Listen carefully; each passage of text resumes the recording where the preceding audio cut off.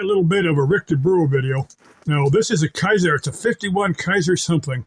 Kaiser was in business from, according to Rick DeBrew, I knew a little bit about Kaiser, but not a lot. I may have seen him, I don't remember, but Kaiser was in business from late 40s to mid 50s, but he's saying that Kaiser had bought out Willis Corporation. Willys Overland was part of Jeep that evolved into the Jeep brand.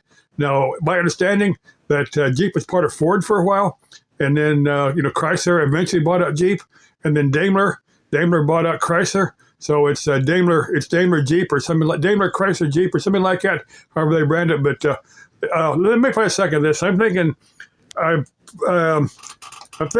Rick DeBrew is just slightly inaccurate, just by omission than anything else. Let me play a second of this. I still love his videos, and in his videos he'll ask you to correct him if you think he's wrong. I don't think he's wrong. I just don't think he included the complete history of Willys Overland and Jeep. But let me play a second of this.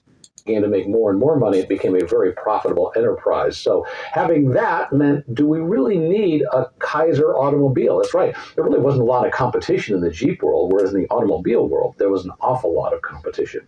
And then there was another interesting thing that happened. In General Motors, there was a plant they were using to build a lot of their, I think, transmissions that burned. And once that was destroyed, they needed a place to continue to build. They looked at the Kaiser factory and said, that would be appealing. Kaiser looked at it and said, you know what, we can make some money on this. Initially, they started leasing it to them, eventually sold them the property, and the ability to build a Kaiser went away. Now, let's go back to the fact that they bought the Willis Overland Company. Ultimately, it evolved into Kaiser Jeep, and it still goes today as the Jeep we know and love. But a lot of its roots and continuing on during the 1950s were a result of Kaiser. And one last thing I need to mention that I talked about at the very beginning.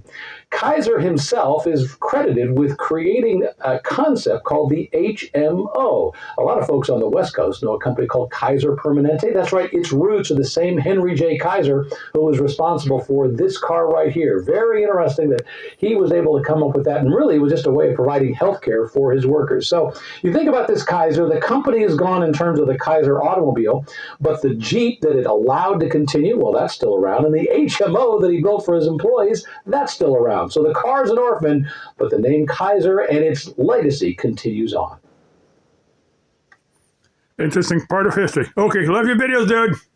Rick DeBrew, if you want to watch them.